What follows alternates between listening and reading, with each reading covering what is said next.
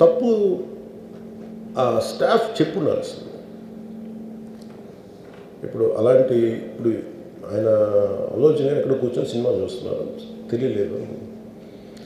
Someone must be in with in the vicinity దగ్గరలో వాళ్ళకి తెలిసి ఉండాలి. They must have went they address the issue. మనం basic sentiment ఏంటంటే ఇందులో తెలంగాణ ప్రభుత్వాన్ని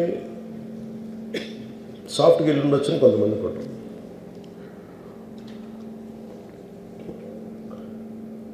లా ఏంటంటే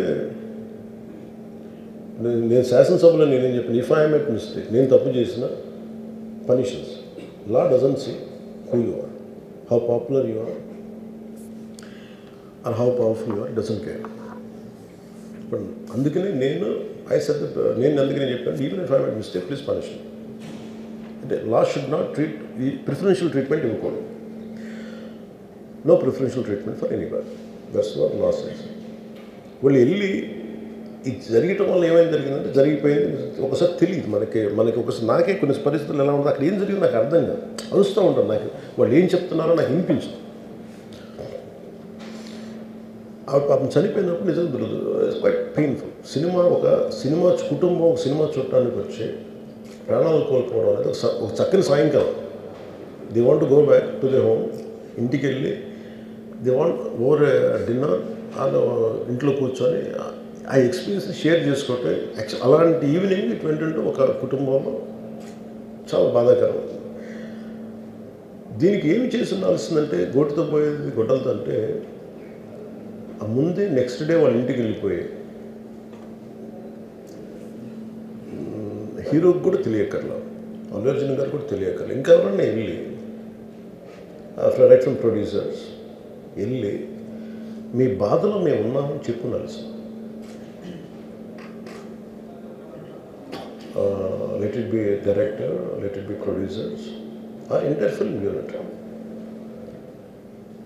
వెళ్ళి చెప్పుంటే ఫస్ట్ అది రప్చర్ అవ్వకుండా ఉండేది. మేబీ అది చేశారు లేదు నాకు తెలియదు. దిస్ వాట్ ఐ ఫీల్, నాకు తెలియదు చేశారా అది. అలా కాదు, మనం అలా కాదు, అలా దీన్ని చిన్నగా చేయకూడదు. ఒకసారి ఏమైపోతుంటే మనం తిట్లు తినాలి. ఒకసారి ఇలాంటి సిచ్యువేషన్లో నేను it's not that I had never faced it. I also had faced it. చనిపోలేదు కానీ నలిగిపోతుంటాను. నేనే చాలాసార్లు జర్నలిస్ట్ నలిపి నేను పక్కన నవ్వుతాను. ఒకసారి పోలీసులు నలిగిపోతాను, నన్ను గార్డ్ చేయడానికి వచ్చిన పోలీసు అధికారులు నలిగిపోతాం అంటే నేను పక్కన లాగుతాను ఒకసారి. అంటే అది ఇన్స్టింక్ట్ రియాక్షన్ మనకు ఉన్నాను. ఒకసారి నేను వస్తున్నానని చెప్పి తీగలకి మన పోస్టులు కడతాం, చచ్చిపోతారు. So what my concern is నేను వెళ్ళి వాళ్ళ ఇంటికి వెళ్ళి పరామర్శించాను. అది లోపించింది. అది ప్రొడ్యూసర్స్ కానీ డైరెక్టర్గా కానీ ఎవరైతే ఇట్ కుడ్ బి సమ్మెకి ఒకసారి ఆ మూమెంట్ ఎందుకు చెప్పకపోవడం ఉండొచ్చు హీరోకి, దట్స్ ఫైన్.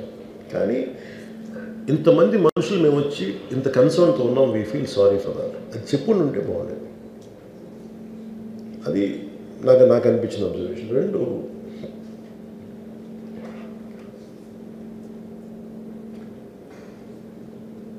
అడిక్వేట్ అరేంజ్మెంట్ చేసుకుని ఉండాల్సింది. ఒకసారి అభివాదం చేయకపోతే ఏమైపోద్దంటే, and I'm trying to be as objective as I can be. ఒకసారి అభివాదం చేయకపోతే ఏమైపోద్దంటే మీకు కావాలని అది సెలబ్రేట్ చేసుకున్నట్టు కాదు. ఒకసారి లోపల ఏం జరిగిందో ఇప్పుడు ఈ రూమ్లో జరిగింది మనం అందరికీ తెలుసు, బయట ఉన్న 10,000 మందికి తెలియదు. నేను వెళ్ళకపోతే మళ్ళీ నాకు పొగరనుకుంటాను. So even hero has the thought, any hero will have thought process. లేదు అలా చెయ్యి లోపాలి, నమస్కారం పెట్టాలని బేసిక్, అది ఎంజాయ్ చేయటం కాదు. That is one aspect we have to look into.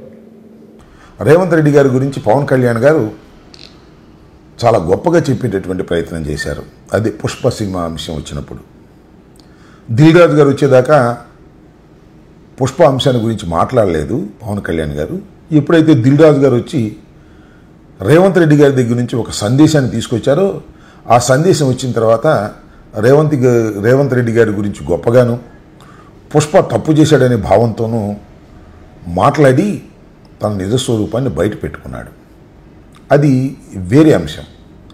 నేను ఇక్కడ చాలా స్పష్టంగా చెప్పాలనుకుంటున్నటువంటి అంశం ఏమిటంటే, పక్కపక్క రాష్ట్రాలు సత్సంబంధాలు కలిగి ఉండవలసిందే, దానిలో ఏ విధమైన అభ్యంతరము లేదు. ఈ మధ్యన చంద్రబాబు నాయుడు గారు రేవంత్ రెడ్డి గారి కోరిక మేరకు తిరుపతి దర్శనాల విషయంలో చాలా లిబరల్గా తెలంగాణ ఎమ్మెల్యేలకు ఇచ్చారు. సంతోషం. దాన్ని ఎవరు వ్యతిరేకించాల్సిన అవసరం లేదు. ఎందుకంటే వారు తెలుగువారే, మనం ఉమ్మడిగా కలిసి ఉన్నాం. తిరుపతి వ్యవహారంలో వారికి దర్శనాలు ఇవ్వడంలో తప్పు లేదు. కానీ ఇక్కడ నేను ఒక విషయాన్ని చాలా స్పష్టంగా చెప్పాలని అనుకుంటున్నా. జూలై మాసంలో అనుకుంటాను అధికారంలోకి వచ్చిన తర్వాత చంద్రబాబు నాయుడు గారు చాలా ఆర్భాటంగా విభజన చట్టంలోని కొన్ని అపరిష్కృతమైనటువంటి అంశాలను తేల్చడానికి రేవంత్ రెడ్డి గారితో సమావేశం అని హైదరాబాద్ వెళ్ళారు.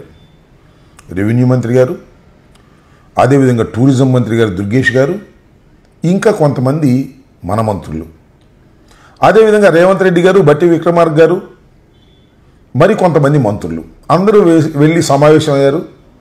అపరిష్కృతంగా ఉన్నటువంటి సమస్యలన్నీ పరిష్కరిస్తామన్నారు. అప్పుడేమో మరి నాకు తెలిసి మీడియాలో కూడా వచ్చినాయి, తిరుపతిలో వాటా కావాలన్నారు, కోస్టల్ ఆంధ్రాలో కోస్టులు మాకు వాటా కావాలన్నారు, ఇంకా చాలా చాలా వాటాలు కావాలని రేవంత్ రెడ్డి గారి ప్రభుత్వం అడిగినట్టుగా మీడియాలో లీకులు వచ్చాయి. సమావేశం చాలా ఘనంగా జరిగింది. చాలా అద్భుతంగా మీడియా పీపుల్ అందరూ కూడా అద్భుతంగా చూపించారు. టీవీలన్నీ ప్రెస్ మీట్ కూడా జరిగింది. సబ్ కమిటీ వేశాం. మళ్ళా సబ్ కమిటీలు కూర్చుని ఈ వ్యవహారాన్ని పరిష్కరిస్తామని చెప్పారు. చెప్పి చాలా రోజులైంది. ఆ అపరిష్కృతంగా ఉన్న సమస్యలు అపరిష్కృతంగానే ఉన్నాయి. ఇదంతా ఒక నాటకీయంగా పరిణామాలు చేయటానికి, రేవంత్ రెడ్డి గారిని కలుసుకోవడానికి మాత్రమే ఈ మీటింగ్ను ఉపయోగించుకున్నారు చంద్రబాబు నాయుడు గారు అనేటువంటి అప్రతిష్ట కూడా చంద్రబాబు నాయుడు గారికి వచ్చింది. ఎందుకంటే ఇంతవరకు ఏ సమస్య పరిష్కారం కాల. నేను ఇక్కడ చాలా క్లియర్గా చెప్పదలుచుకున్నది ఏమిటి అంటే, రేవంత్ రెడ్డి గారు భారతీయ జనతా పార్టీ వ్యతిరేకమైన కాంగ్రెస్ పార్టీలో ముఖ్యమంత్రిగా ఉన్నా, చంద్రబాబు నాయుడు గారు భారతీయ జనతా పార్టీ కూటమిలో ఉన్నా, వీరి బంధం మాత్రం చాలా బలంగా ఉంటుంది. సరే, చంద్రబాబు నాయుడు గారి గురించి నేను ప్రత్యేకంగా మీకు చెప్పాల్సిన అవసరం ఏమైనా ఉందా? లేదు కదా. ఆయన కాంగ్రెస్తో ఉంటాడు, బీజేపీతో ఉంటాడు, కమ్యూనిస్టులతో ఉంటాడు. ఎవరితో అయినా సమయానుకూలంగా మార్పు చెందగలిగినటువంటి వ్యక్తి. అది ఆయన దగ్గర ఉన్న గొప్పతనం. సరే, పవన్ కళ్యాణ్ గారు అలా కాదని అనుకుంటారు. పవన్ కళ్యాణ్ గారు కూడా అలాగే అయిపోయారనే విషయాన్ని నేను ఇక్కడ చెప్పదలుచుకున్నాను. ఈ ముగ్గురు భావాజాలాలు వేరువేరైనా, ముగ్గురు ప్రత్యర్థి పార్టీల్లో ఉన్న ఒకరికొకరు, వీరి బంధం మాత్రం చాలా దృఢమైనటువంటి బంధం. ఏమిటి బంధం, ఎందుకు ఈ బంధం అనేది ఇక్కడ మనం అందరూ ఆలోచించుకోవాలి. సాగినంతకాలాలు ఈ బంధాలన్నీ సాగుతూ ఉంటాయి. అధికారంలో ఉన్నప్పుడు మీడియా బ్రహ్మాండంగా సపోర్ట్ చేస్తుంది. అదేవిధంగా రేవంత్ రెడ్డి గారు చాలా గొప్పవాడని పవన్ కళ్యాణ్ గారు పొగుడతాడు. పవన్ కళ్యాణ్ గారు గొప్పవాడని రేపు రేవంత్ రెడ్డి గారు పొగుడతారు. ఇంకొక అంశాన్ని ఇక్కడ గమనించాల్సింది ఏంటంటే, చంద్రబాబు నాయుడు గారి కన్నా భారతీయ జనతా పార్టీ పవన్ కళ్యాణ్ గారిని బాగా చూసుకుంటుందనేటువంటి ఒక ప్రచారం ఉంది. దీనికి కొన్ని ఉదాహరణలు కూడా ఉన్నాయి. మొన్న చంద్రబాబు నాయుడు గారి ప్రమాణ స్వీకారం సందర్భంగా మోడీ గారు వచ్చినప్పుడు, ఆ సందర్భంలో పవన్ కళ్యాణ్ గారిని, చిరంజీవి గారిని రెండు చేతులు పైకెత్తి ఒక ఫోటో ఇచ్చి ఒక సందేశాన్ని కూడా పంపించారు. మాకు చంద్రబాబు నాయుడు పెద్ద ముఖ్యం కాదు, చంద్రబాబు నాయుడు ఎప్పుడైనా మారిపోతుంటాడు, కానీ మాకు పవన్ కళ్యాణ్ గారు చాలా ముఖ్యుడు అనేటువంటి సందేశాన్ని కూడా పంపించారు. అయినా రేవంత్ రెడ్డి గారిని, కాంగ్రెస్ పార్టీ ఎమ్మెల్యేని, ముఖ్యమంత్రిని మరి ఈయన పొగుడుతూనే ఉంటాడు. ఏమిటో ఈ విచిత్రమైన బంధం. ఇది విచిత్రమైన బంధమే కాదు, అపవిత్రమైన బంధం కూడా అని నా అభిప్రాయం. దీన్ని ఉభయ రాష్ట్రాల తెలుగు ప్రజలు తెలుసుకోవాలనేటువంటి ఉద్దేశంతోనే నేను ఈ విషయాలు మీతో డిస్కస్ చేస్తున్నాను. అర్థం చేసుకోగలరని ఆశిస్తున్నాను. ధన్యవాదాలు.